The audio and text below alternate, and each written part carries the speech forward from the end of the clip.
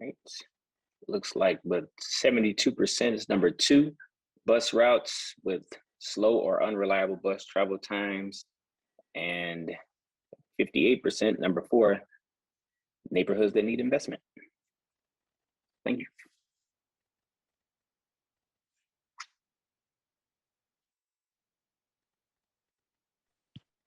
Next.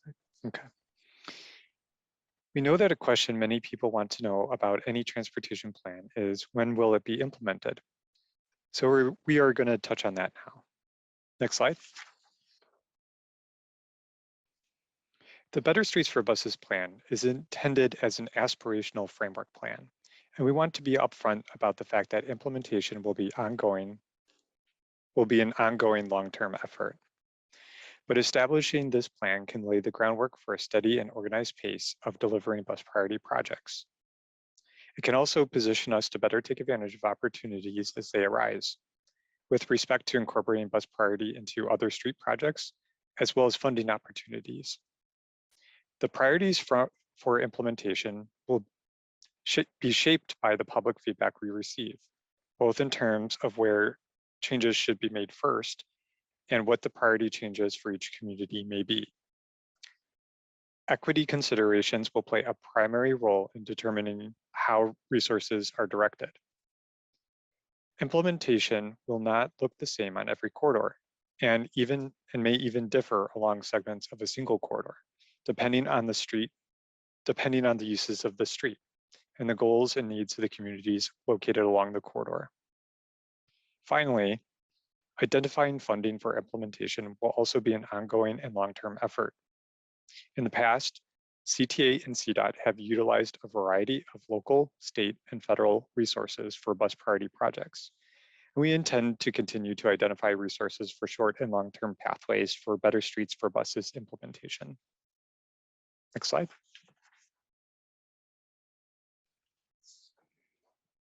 We also wanted to note that several bus priority projects were already underway when we started this effort and have been advancing in parallel to the development of the Better Streets for Buses plan.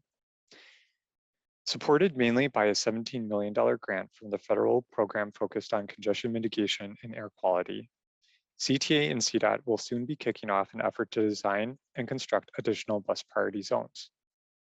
The South Halsted corridor from 79th Street to the Harvey Transportation Center has been studied for potential bus enhancements by PACE and CTA in collaboration with CDOT and supported by grants from Cook County and the Chicago Metropolitan Agency for Planning. A set of concept designs for these bus enhancements was presented earlier last week at a public meeting. More information about this can be found on either CTA or PACE's websites.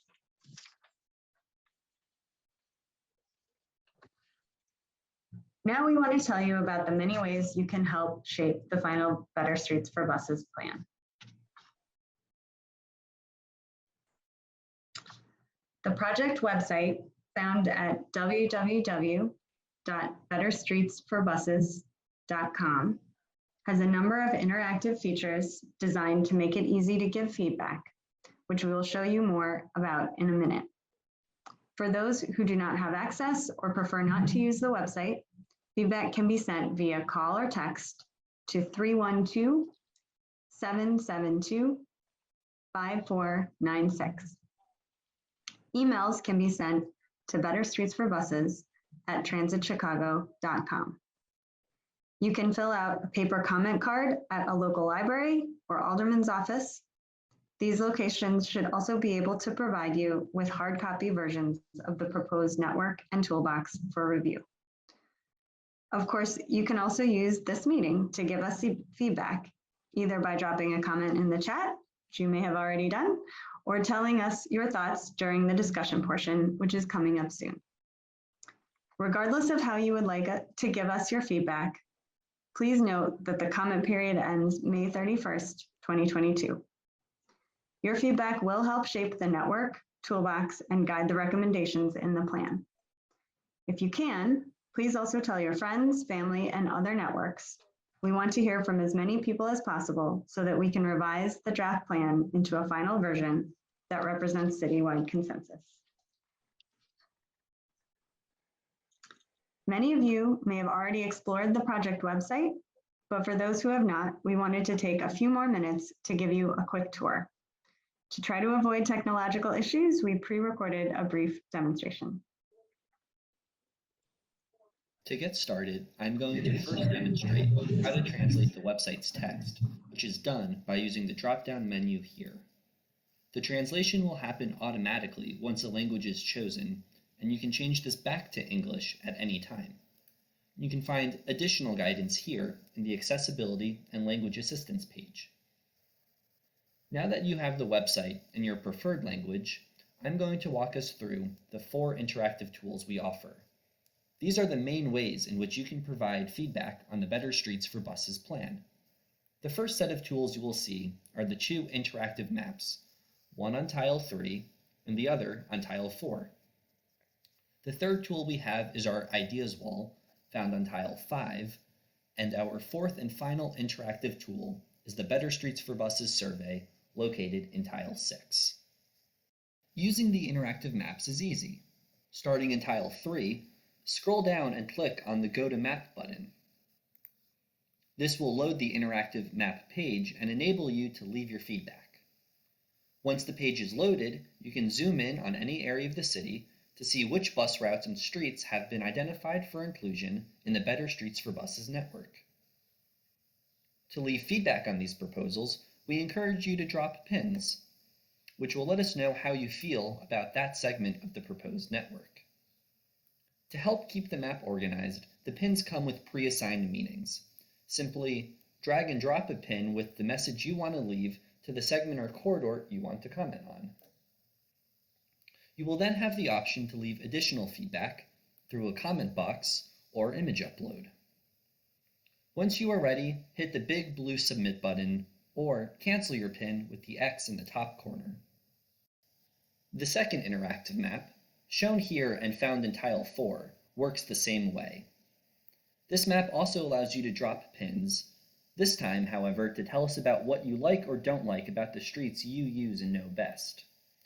If the pre-made pins don't fit what you want to say, you can drop a light blue Other pin and fill in the specifics in the comment field. As with the last map, when you are ready, hit the big blue Submit button or cancel your pin with the X in the top corner. The third tool we have is our Ideas wall.